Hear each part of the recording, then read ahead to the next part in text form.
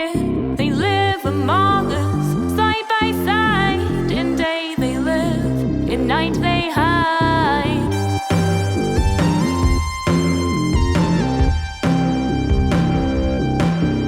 From far away, you cannot tell the calculated ruse they sell. But if you dare to get too near, recoil your ugly head in fear. Killers, killers in the night. Killers, killers in the night. Killers, killers in the night. Killers, killers in the night.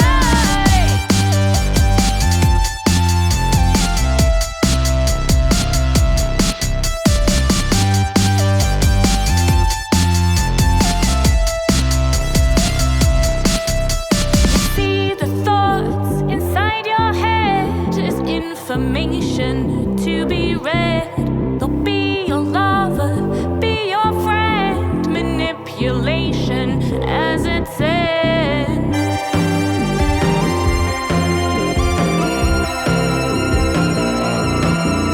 You'll never know, they'll never say. But where there's weakness, there's a way. A wholly empty, soulless lot. Their mind is like a ticking clock. Killers, killers in the night. Killers, killers in the night. Killers, killers in the night. Killers, killers in the night. Killers, killers in the night. Killers, killers in the night. Killers, killers in the night. Killers, killers in the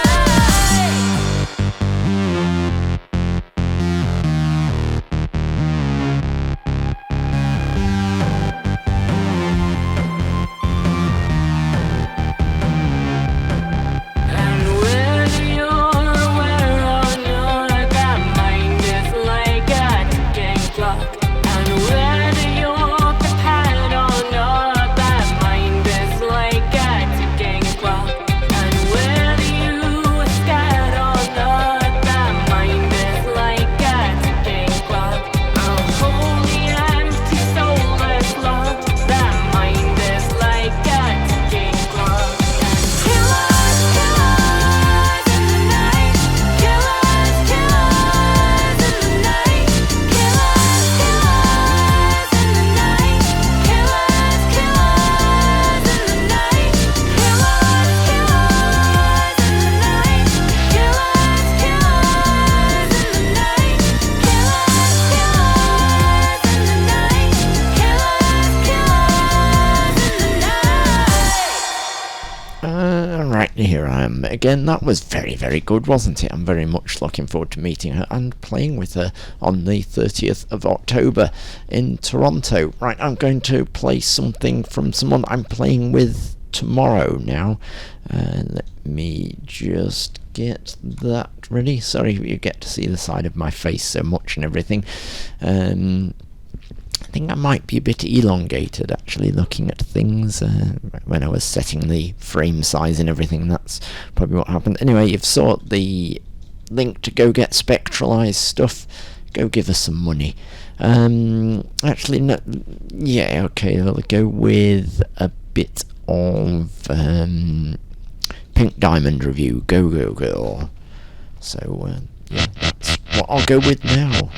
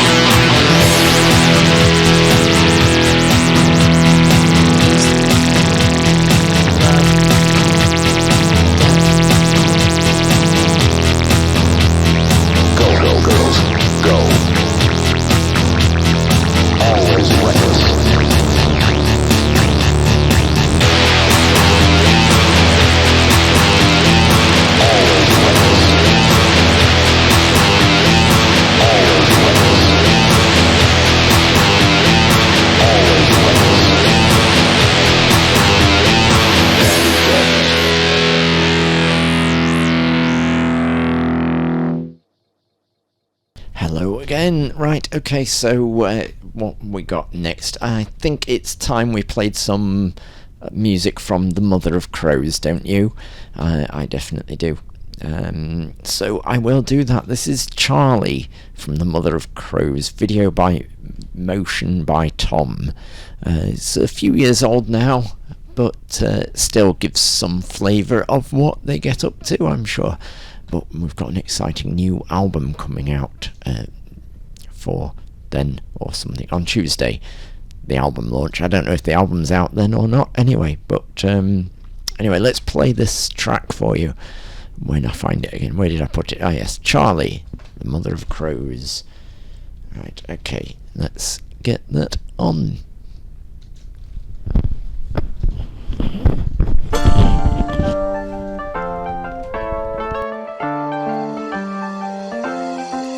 He said, hey girl, Charlie needs some love. Dancing in front of me, let me touch you. Oh, what an evening, what a night, underwear, streets, neon lights. You're a god, ooh baby, that's alright. I drank so much you look like Rita Ora.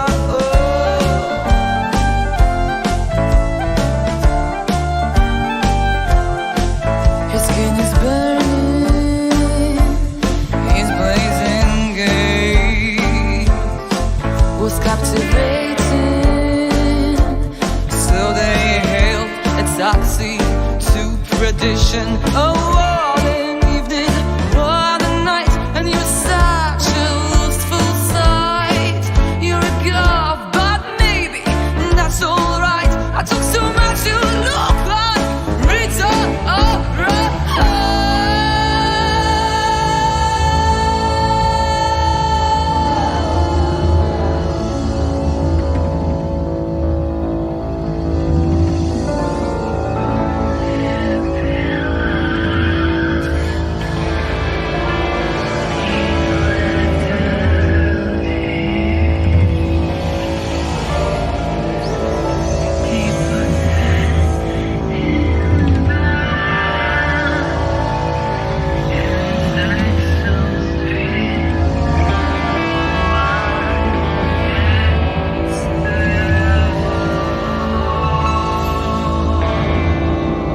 He said, what an evening, what a night, under West Street's neon lights.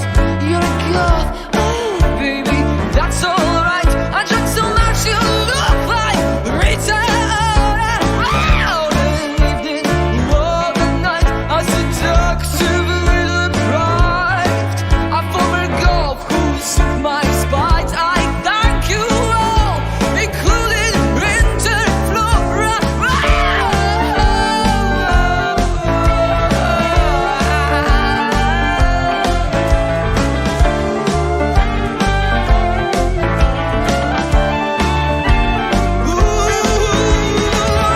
An evening, one of my life, I seductively deprived. A former golf who soothed my spite. I thank you all, including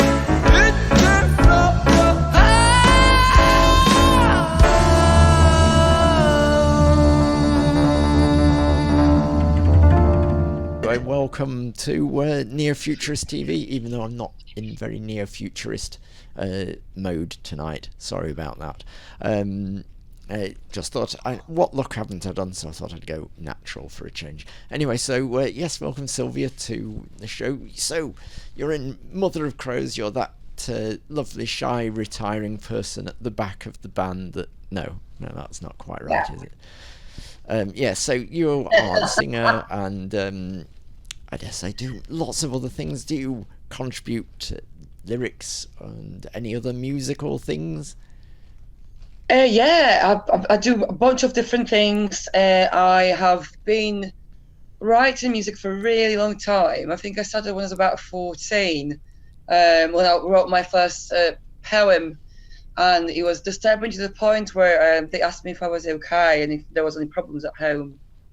But there wasn't. It was just my goth writing style coming through already.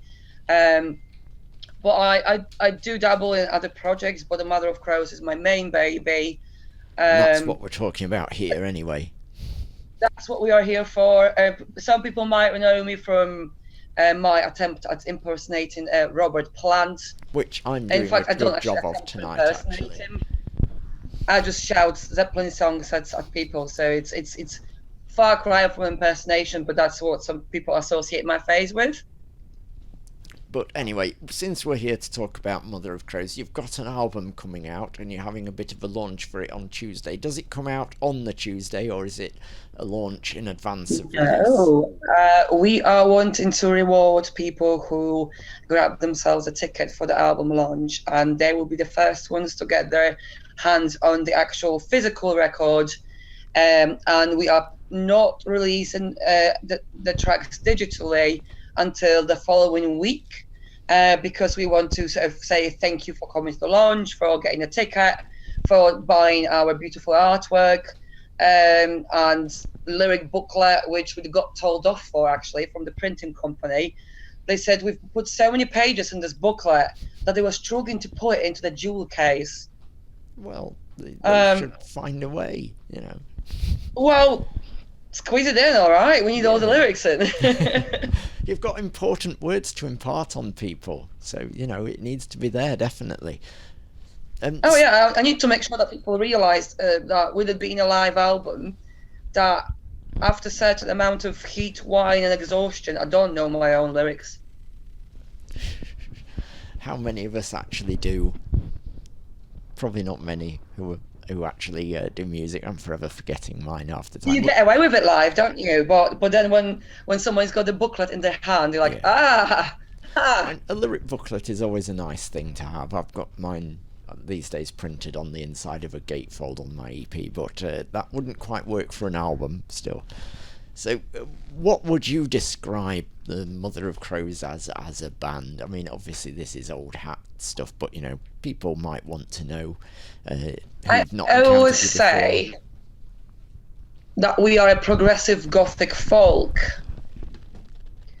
Progressive because some of the newer material that I've been writing over the last couple of years does like a little key change and a time signature change. So that is sort of associated with prog.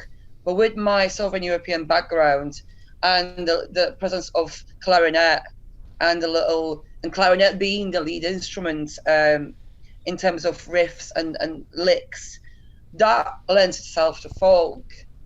And then obviously we are all goths in that band. We love anything dark and death and suffering, which is the title of the album, by the way. When I told Martin Bedford, who was designing the cover, he asked me what's the title of the album. I said Death and Suffering. He thought I was joking. And that so it certainly gets the message across straight away as to your intent. You know, no messing about. Just go straight in there. No, absolutely. We don't have any happy songs. We have some songs which talk about a person or a moment with tenderness, but never happiness. I personally go by the little saying, art never comes from happiness. But I know a lot of people disagree with that. I mean, each to their own, obviously, but I'm sure some art comes from happiness. I mean, surely a lovely, nice painting of a summer day is art, and that's probably happiness. Maybe, I don't know. I don't know. I mean, I've got quite a lot of experience working in art. I worked as a fine art curator for a number of years, and we were all miserable. So I guess I'm yet to meet and come across somebody whose art, music, moving image really speaks to me and resonates with me, and it is happy. So obviously it's been a few years since I last had you at one of my gigs, 2017 or 18, something like that. So I think it would be 2018 was when it would be at the then Mulberry Tavern, Mulberry. now Yorkshireman. It was, I believe, a June gig, if I recall correctly, June or July time, sometime around then.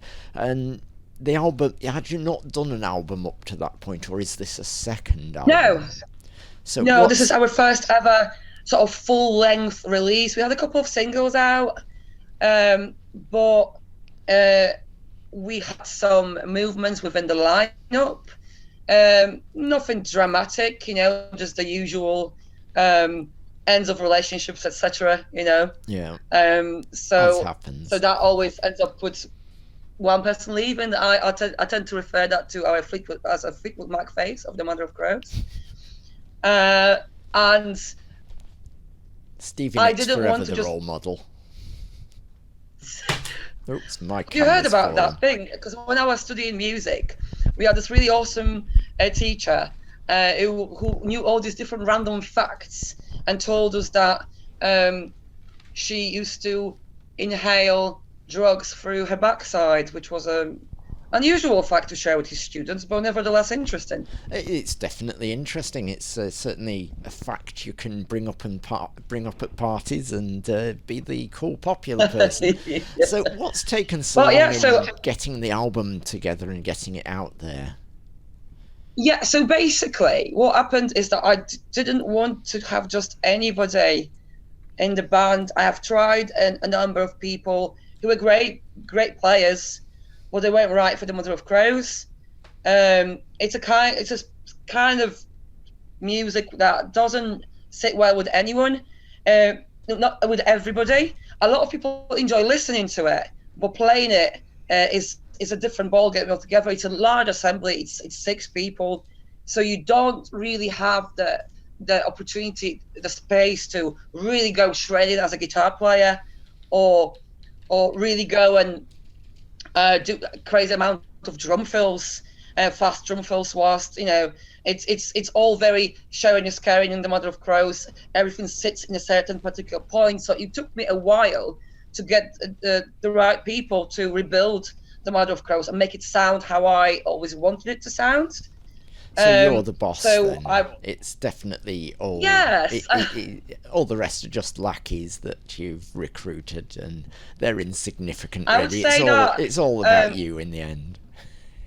Definitely, the driving force is myself, but I have the voice of reason in the band. Andy, who's the bass player, he's the original member. He's been with us from beginning, and we tend to take charge of all the things like printing, design, or commissioning designs, arranging sound checks, etc. So we set up the spreadsheet of the band. We do that, so that allows the other guys to focus on bringing all of their energy into the performance. However, Janine, who's our keys player, she's my writing partner. So we will write the skeletons of the songs together and then bring it to the rest of the guys. So I will send her I'll send her the lyrics, because I always write the lyrics first, and then send her a little verse, and then she'll write the piano to it. Then we'll meet up and put it all together, and then we bring it to the band. So it's quite a good division of duties, I would say. Yeah. That no one's burdened with everything all at once.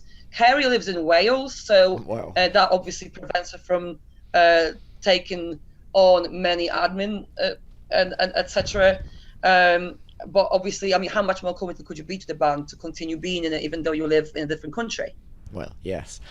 So what's been the biggest challenge of putting the album together, recording it, and so forth? I'm sure that took some doing. People get scared of a 6-piece band in terms of recording a little bit. We were looking for somebody, and we wanted it to be a live album, because I see us as a live band. I think the true essence of what we do really comes across live, because we love playing with each other.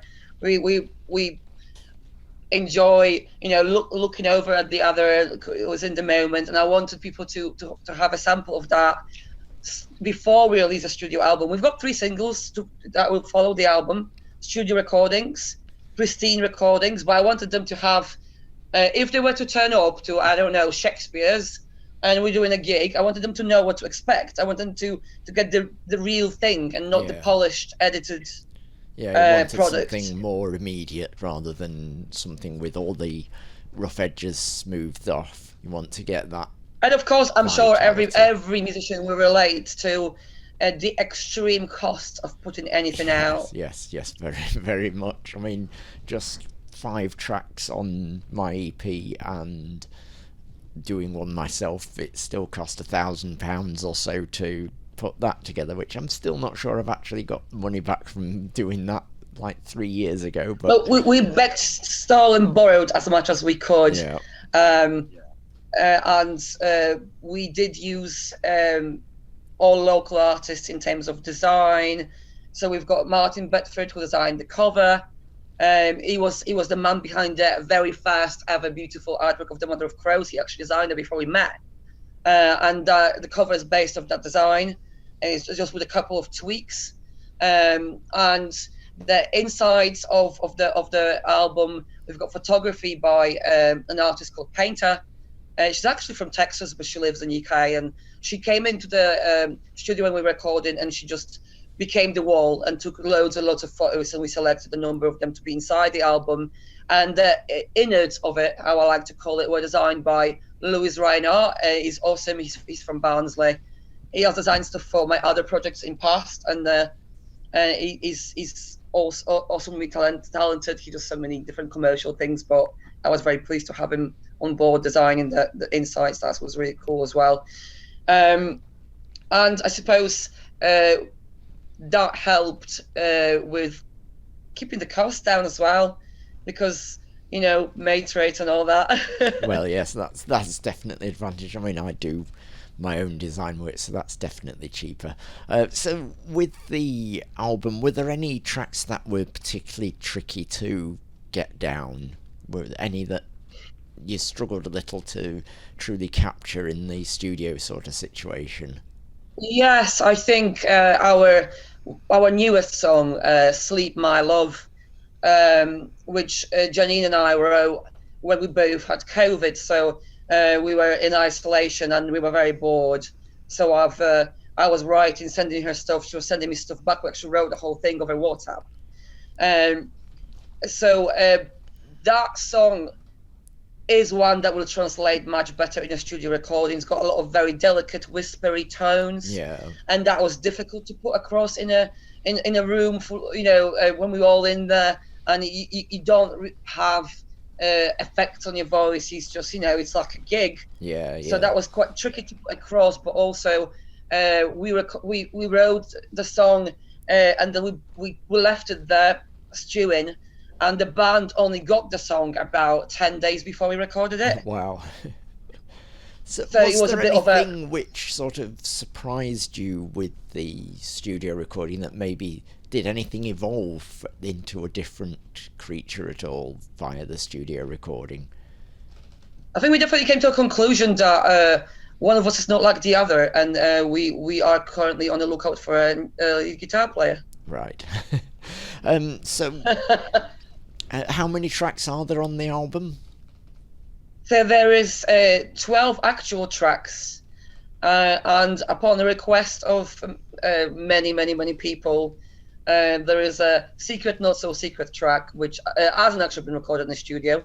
It's just an MP4 pulled off one of our videos that we do on Facebook, and it's a smash hit that has the most live views we've ever had on Facebook, and it's called "Sorry About My Vagina," Janine.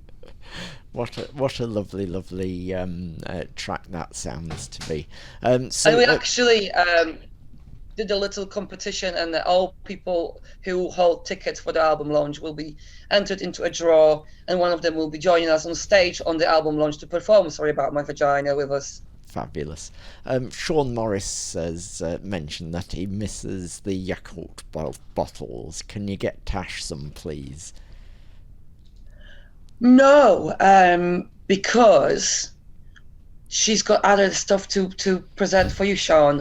She's That was then. Oh, I This don't is want to now. reveal too much. No. We've I got to don't keep want it to- secret. You know, we can't give the Don't game want to away. ruin the surprise. There's but going we've to be got a some couple of exciting surprises. new surprise on Tuesday. Are you coming, Sean? Let us know. I'll be there, that's for sure. Wouldn't want to miss that. And also, I don't know if we should reveal now that you're headlining the Friday night of my festival, but oops, I just have anyway. So. So excited for that. And why did So I ask you excited. to do that? Well, obviously, people will see from... I might play a live video after this, but people... It was after the Goths on a Field event that I happened to play the next day after you. I was busy at Whitchurch the night you were playing, trying to make the whole thing affordable.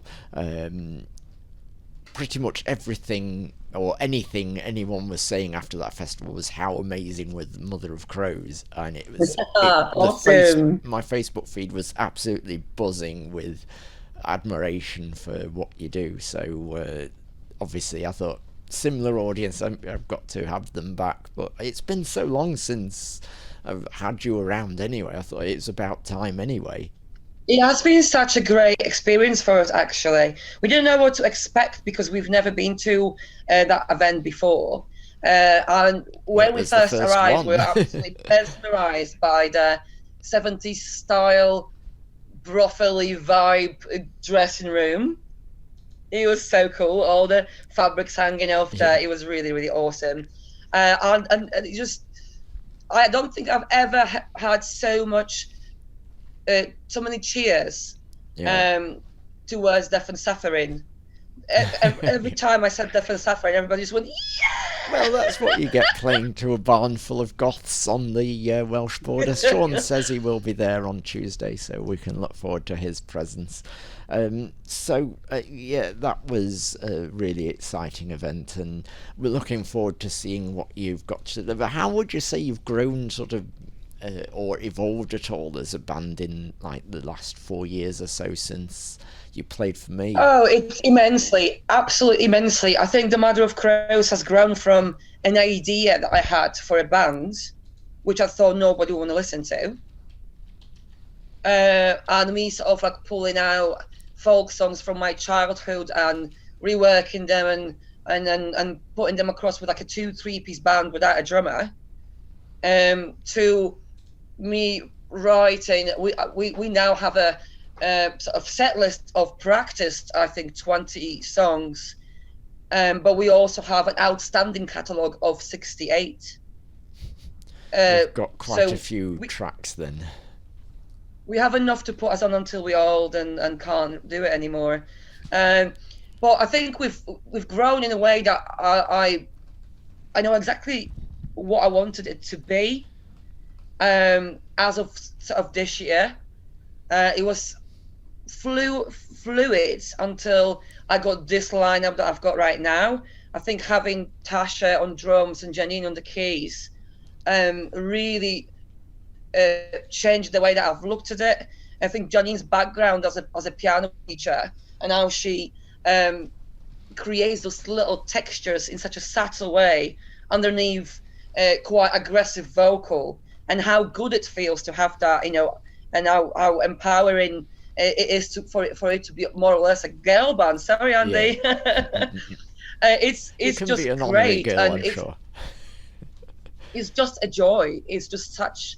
It went from what is it? Where am I going to go with this? To this is everything to me. This is my mind personified as a sound, for everyone to see. So what track should I put on? What would be the best track to follow this interview, you think? Ooh, what you've got there? We could put one on from Mr. Sean Morris from 4th of March at Shakespeare's, the Purple Watchmaker. We could. That would be always a good shout. And there's My Room, there's Sleep My Love. I think Purple Watchmaker is one that's quite important, because this one is it was very emotional for me to perform, because I've just got all clear from the 2 years of battling cancer, and that song is about being ready for death and being okay, about dying and just sort of just waiting for it to happen. So I suppose, yeah, that's always a good one to end on, isn't it? We've got another question from Sean. Is Sunshiny Milk likely to make a return to the live set? Absolutely, 100%. Always loved the rendition of that. Or any chance of us? And also he asks, is there any chance of us doing a duet of some sort at Black Midwinter? Oh, hell yes. I mean, if you're up for it, I'm up for it. If we can figure something out, definitely. Have to find something that works with the band and that I know, so we'll work on that. We've got like 3 months nearly to work on it. Well, 2.5. Yeah, well, Sunshiny Milk, Sean, it is, a very crowy song, and it will be coming back. We do all love it, but I have put the band through quite a regime of rehearsals and learning a lot of material. We're not just playing the album on Tuesday. We have a lot of songs that you actually haven't ever heard before. So that's sounding very, very exciting indeed. Anyway, we're about sort of out of time for the chat. So anything else you quickly want to add before we finish and I play a bit of... Yes, just really to summarise very quickly, please don't hope to come in on and buy a ticket on door. That is not a possibility to see to the show. Pop yourself onto our page, grab a ticket for the album launch online. If you're not very comfortable using your details online, announced before or not, please message me and you'll be entered on a paying guest list, but you will have an assigned seat.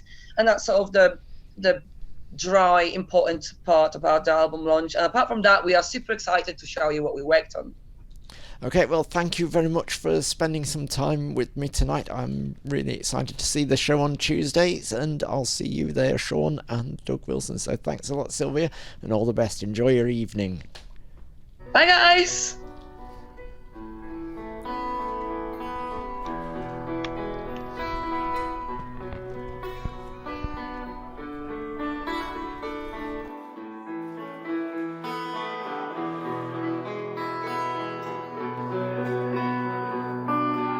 When he finally comes for me, the watchmaker of the light, humans, symbols,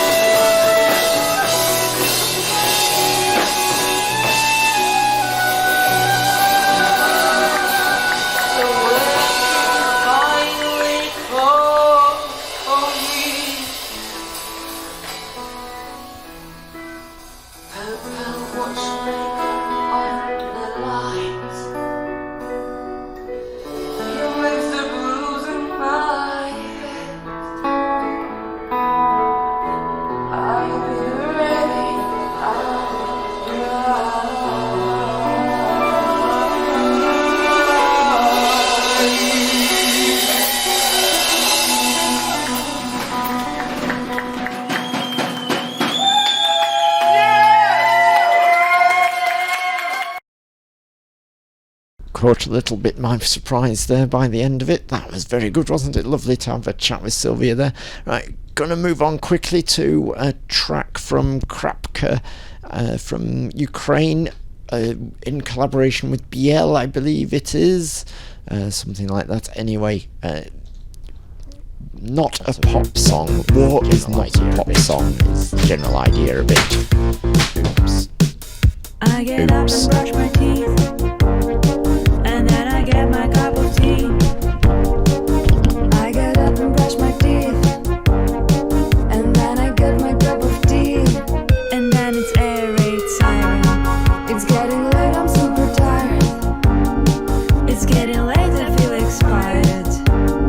There's a party, neighbors blow my mind. Again, missiles, so I go and hide. War is not a pop song, not trending on a playlist. War is not a lifestyle, though for some people now it is. War is not a pop song, not trending on a playlist. War is not a lifestyle, though for some people now it is.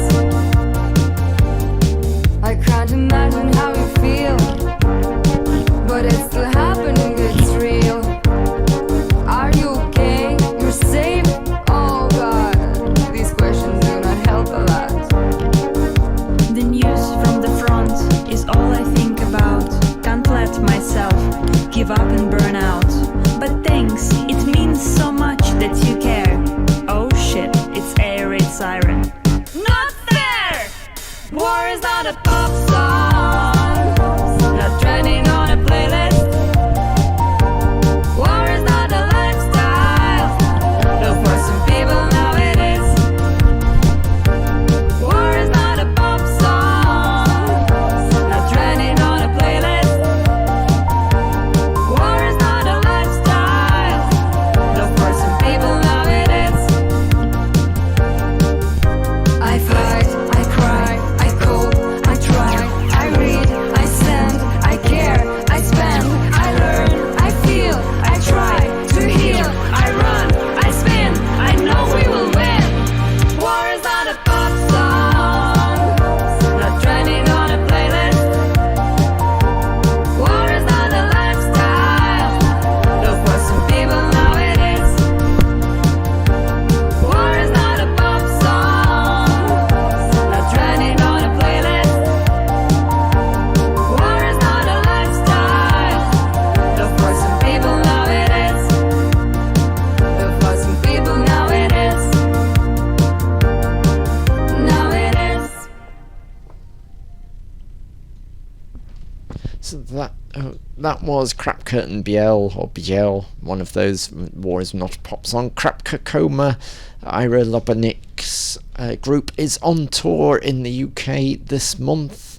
I'll post details on that in post, but they're playing all over the country, London to Glasgow, so go check them out, definitely. All raising funds for Ukraine, which is very, very much needed. And as opposed to these sort of big organisations, says Ira, the thing with sending it to sort of small local places is the money really gets properly to where it's needed. She said, like, for example, like they brought water to a place with a massive river at it in this big organisation that people were donating to, and that was no use at all because they got loads of water. They needed other supplies like maybe bandages and that sort of thing. Anyway, hopefully Russia will get lost from Ukraine soon. I'm going to finish with Spirecircle with Narrow Stereo Field video, and I'll see you next week, hopefully. Right, so until then, be amazing, be terrible, but never be boring. Anyway, I'm off to play in Chatham tomorrow with Pink Diamond Revue and Dead Blood Cells and Punk Disco, so that's going to be nice. Right, anyway, let's play that track, Spirecircle, who I met at Stalybridge